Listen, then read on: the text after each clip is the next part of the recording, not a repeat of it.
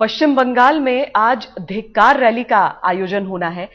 मंगलवार को दरअसल राज्य के मंत्री के साथ बदसलूकी हुई थी, जिसके खिलाफ तृणमूल कांग्रेस ने यह रैली निकाली है। इस बीच दिल्ली पुलिस ने मंत्री के साथ धक्का मुक्की करने के आरोप में कुछ अज्ञात लोगों के खिलाफ केस दर्ज कर लिया है।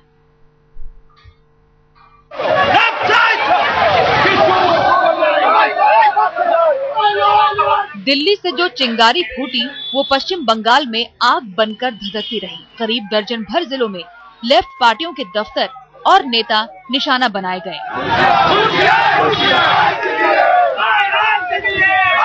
विरोध अगर नारेबाजी और सड़क पर मार्च की हदों में सिमटा रहता तो गनीमत थी, लेकिन यहाँ तो टीएमसी समर्थकों के बेकाबू गुस्से की तस्वीर विभत्स होती गई।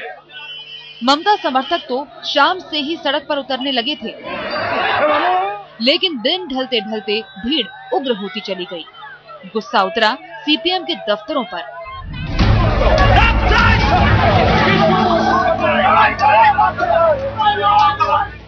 जमकर तोड़फोड़ हुई।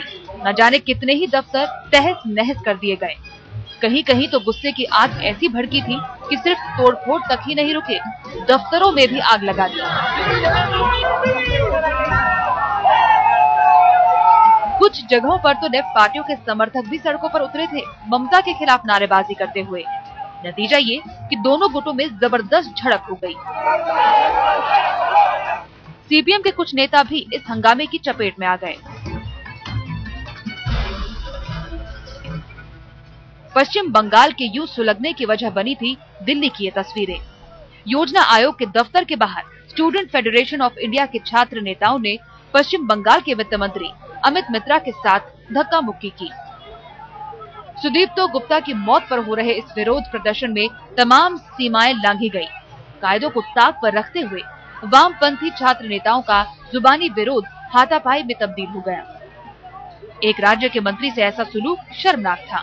उससे भी ज्यादा शर्मनाक ये था कि ऐसी हरकत उन लोगों ने की थी जो खुद को बुद्धिजीवी वर्ग जताता आया है।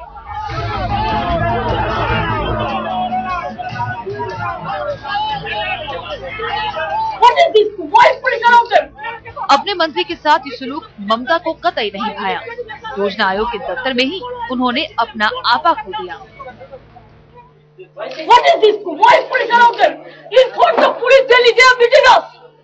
How they are beating us in front of us? They are showing me 10%. The planning commission. They have beaten me. They have beaten my minister. You see? They have beaten me. ममता का गुस्सा चरम पर था। सीधी धमकी दी SFI के प्रदर्शनकारियों को। And 10 hooligans in the name of dirty politics. They will never come in Bengal. They will never come in India. I am telling you. The dirty politics.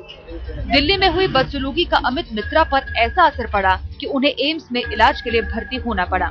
तबीयत ममता की भी बिगड़ी। नतीजा ये रहा कि पीएम से होने वाली बैठक रद्द कर वो आराम करने घर चली गई।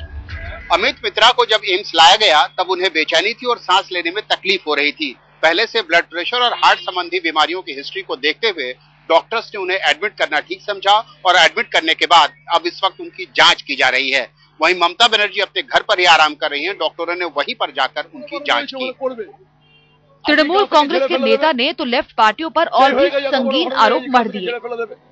বিমানবাবু বুদ্ধবাবুরা প্ল্যান করে পাঠিয়েছে সূর্যকান্ত মিশ্ররা। আগে এদের ধরা দরকার। বিমানবাবুকে আগে গ্রেফতার করা দরকার। বুদ্ধবাবুকে গ্রেফতার করা দরকার। সূর্যকান্ত মিশ্রের প্ল্যানার।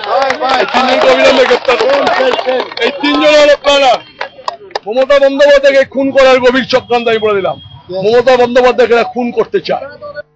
सुदीप्तो की मौत के बाद बंगाल में ममता के खिलाफ बन रहे माहौल की तस्वीर एक झटके में बदल गई। जिस ममता को सियासी कसौटी पर विलन बनाया जा रहा था, वही ममता पीड़ित नजर आने लगी है। टीएमसी ने आज धिक्कार रैली बुलाई है। जाहिर है बंगाल में सुलगी ये सियासी आग जल्द ठंडी होती नजर नहीं आ रही। दिल्ली से बालकृष्ण और मनोज शर्मा के साथ मनोज्ञा लोईवाल, कोलकाता, आज तक।